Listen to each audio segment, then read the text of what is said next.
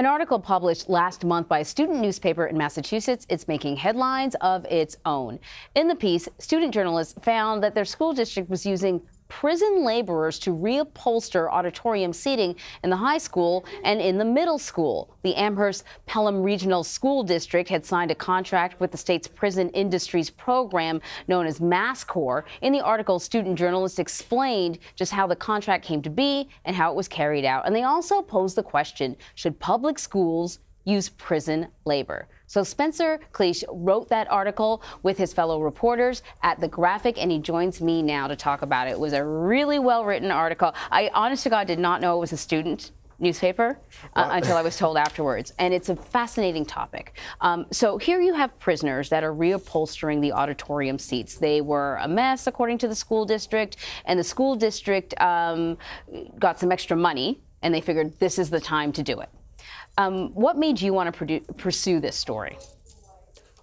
So I learned about this at a course event that I sang at. Afterwards, I overheard a parent and a faculty member talking about it, and this is way before the story happened, a few months before. And I was taken aback. I didn't know yet if the rumor was actually true, but so in my junior year of high school, I had taken a sociology class, sociology of race, class, and gender. And so we touched upon issues such as the school to prison pipeline, as well as the gender wage gap, and just a bunch of different issues in society happening right now. I mean, also there's still segregation going on in school districts.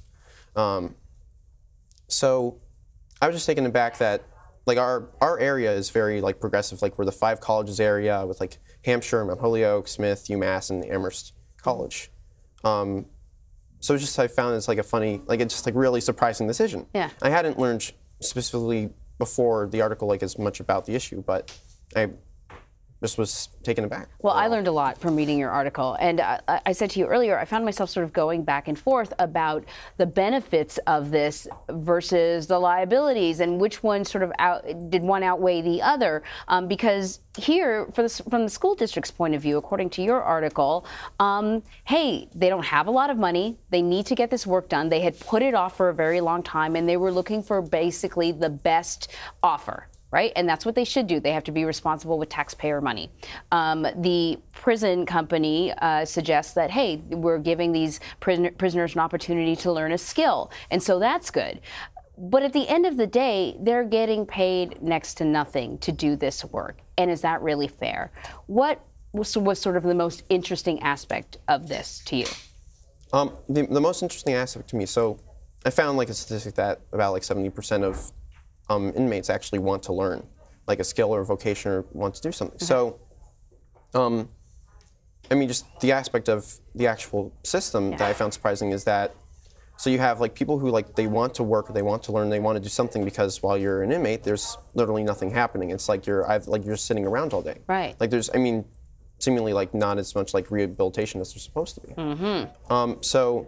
So this is good, right? They get to learn a skill? Well, except there's really the skills that they have an opportunity to learn, at least through MassCore, it seems, don't really help with the job market afterwards. I mean, I found in my interview with MassCore media representative that they don't hire inmates, former inmates. So after they're out, and if MassCore is taking the actual job market of doing reupholstery, for example, then they are just out of work. After they're out of prison, they may reoffend, if they have literally no other choice. So they have a skill, but no one's going to hire them because no one hires ex-felons, and they can't get a loan from a bank to start their own business, so they find themselves sort of caught.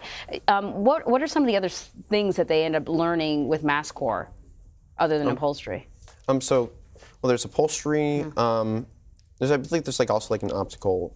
Yeah, right. I saw that. Optics. And there's also furniture and lots of sort of crafts work as well. Right. There are many different industries. I'm not sure if it was MassCore, but actually my small town in Western Mass, Lever, we at one point used services to paint this a church and a town hall. Actually, I found it later on, but that was so there are definitely a bunch of different services. And you point out that of the money that they make, the wages that they earn, as little as it is, a huge chunk of that goes back to Mass Corps. It goes other places. They don't really get to keep a lot of that money. So, I mean, they earn, like, let's say, like $1 per hour. That's what I found, like, from other articles, that what Mass Corps pays. But then some of that is, I'm assuming, taken to pay for court fees and to pay for the actual cost of being incarcerated. So they don't earn much, like, actually being in prison. And then,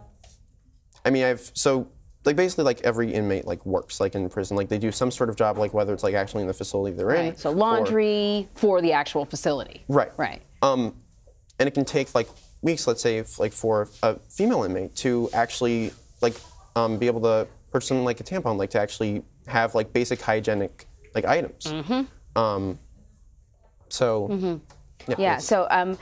So you also sort of outlined how the school district did look around. They did look for other options, and they found a really good organization that actually employs underemployed people or ex-felons, but it would require them to pay, I think, $28,000 more for the same service, and they just didn't have that money.